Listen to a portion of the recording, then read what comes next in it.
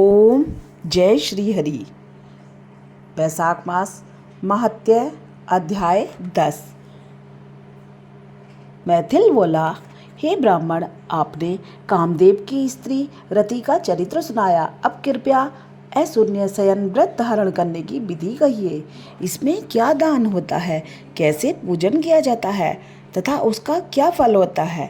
यह सुन रुद्रदेव कहने लगे, हे राजन, इसका विधान श्री हरि भगवान ने लक्ष्मी जी से कहा था। वह सब मैं तुम्हें सुनाता हूँ, जिसमें श्याम वर्ण लक्ष्मीपति जगन्नाथ संपूर्ण पापों का नाश कर प्रसन्न हो जाते हैं। हे महीपते, सोने व चांदी की मनोहर मूर्ति बनवाएं, पीताम्बर धारण कराकर सुंदर पनमाला से सजाए, पुष्पों और सुगंधित द्रव्यों से पुरुषोत्तम भगवान का श्रवण शुक्ला द्वितीय से 4 मास तक प्रतिदिन पूजन करें और ब्राह्मणों को शय्यादान, वस्त्रदान और ब्राह्मणी सहित भोजन कराएं। फिर माघ शीर्ष आदि मासों में पूर्वक रक्तवर्ण हरि भगवान की रुक्मणी सहित ध्यान कर पूजन करें। ऐसे ही चैत्र मास में 4 मास तक भूमि पर आसन बिछा भक्ति से हरि भगवान का पूजन करें और आषाढ़ की द्वितीया के दिन समाप्त करें। उस दिन ओम नमो नारायण इस मंत्र से हवन करें। मार्गशीर्ष आदि मासों में पारायण के दिन विष्णु गायत्री नारायण विद्महे इस मंत्र से हवन करें। चारों प्रकार के भोजन करें और चैत्रादि मासों में सहस्त्र शीर्षा इस पुरुष सूक्त मंत्र से हवन कर पंचामृत खीर घृत पक्का मालपुआ भोग के लिए कराए और लक्ष्मी नारायण का स्नान करा बीच में श्री कृष्ण जी की सोने में चांदी की मनोहर मूर्ति रख भोग लगाए। फिर केशव आदि नाम से ब्राह्मणों को भोजन कर श्रद्धा अनुसार 2 वस्त्र और अलंकारों से पूजन करके मालपुआ ब्राह्मण के निर्मित 12वें दिन दे। फिर पूर्व कल्पित प्रतिमाओं को संपूर्ण अलंकारों से आभूषित कर आचार्य को दे और सैया का संकल्प करें। ऊपर लक्ष्मी नारायण का विधिवत पूजन करें, कांसे का पात्र दें और ब्राह्मणों को भोजन कराएं। दान मंत्र, हे जनार्दन, जैसे आपकी सैया लक्ष्मी से अशून्य है, वैसे ही हे केशव, इस सैया दान से मेरी सैया अशून्य हो। इस प्रकार भगवान की पूजा कर आप भोजन करें। इस व्रत को पुरुष सौभाग्यवती स्त्री अथवा विधवा शून्य शयन के निर्मित धारण करे। जो मनुष्य विष्णु धाम जाने की इच्छा करता है, उसको यह व्रत अवश्य करना चाहिए। इसके करने से जगन्नाथ भगवान प्रसन्न होते हैं, देव दुर्लभ कार्यों की सिद्धि होती है और अनेक प्रजाओं की वृद्धि होती है। अतः जैसे भी बने यह व्रत अवश्य करे।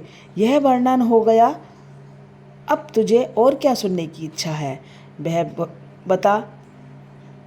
यह सुन राजा ने फिर ऋतुदेव जी से पूछा, हे महाराज, वैशाख मास में छत्रदान करने का महत्व सुनाइए, क्योंकि वैशाख के कर्तव्य शुभ कर्मों को सुनते सुनते मेरी तृप्ति नहीं होती। राजा के ऐसे वचन सुन ऋतुदेव जी राजा से कहने लगे कि छत्रदान के फल की एक प्राचीन कथा कहता हूँ। सतयुग में एक हेमकांत नाम का बंगाल देश का राजा कुशकेतु का पुत्र था। वह बड़ा बुद्धिमान तथा बलवान था। वह एक दिन शिकार खेलने गया। वहाँ घने वन में अनेक प्रकार के मृग और शुकरों को मारता हुआ थकने पर दोपहर को मुनियों के आश्रम में पहुँचा, जहाँ शतर्षि नामक ऋषि व्रत में मग्न समाधि लगाए ध्यान कर रहे थे। इससे उसको पता न चला कि आश्रम में कौन आया है। अतः ऋषि ने उठकर राजा का सम्मान नहीं किया, जिससे क्रोधित हो राजा उन्हें मारने को उद्यत हुआ। तब ऋषि के 10 सहस्त्र शिष्यों ने उसे रोका। क्रोध में विहल होकर राजा कहने लगा, हे ब्राह्मणों, मैं थक गया हूँ, तुम मेरा आतिथ्य सत्कार करो। परंतु गुरु की आज्ञा के बिना क्या सत्कार करे। ऐसा शिष्यों से सुन राजा ने उन्हें मारने के लिए धनुष उठा लिया और अत्यंत क्रोध कर बाण छोड़ने लगा। तब शिष्य भागने लगे। उनमें से 300 शिष्यों को मार डाला जब सायकाल के समय राजा सेना सहित पुरी में आया तो उसके पिता कुशकेतु ने इस दुष्ट व्यवहार को सुना तो बेटे की निंदा कर पुरी से बाहर निकाल दिया। तब हेमकांत व्याकुल गहन वन में चला गया। वहां उसे ब्राह्मणों की हत्या सताने लगी। यहाँ पर जीव जंतुओं को मारकर खाते हुए इधर उधर घूमते घूमते 28 वर्ष बीत गए। एक दिन की बात की तीर्थ यात्रा करते हुए श्रित नामक महामुनि वैशाख मास में दोपहर के समय वन में आए, जो धूप और तृषा के मारे व्याकुल हो वृक्षहीन स्थान में मूर्छित हो गिरे। दैवयोग से हेमकांत ने श्रित मुनि को ऐसी दशा में देखकर ढाक के पत्तों की छतरी बना धूप निवारण के लिए उनके सिर पर लगाई और अलंबु का जल दिया। इस उपचार से मनुष्य की मूर्छा जाती रही। जब चेत हुआ तो पत्तों की छतरी को लगाए धीरे धीरे किसी गांव में पहुंचे।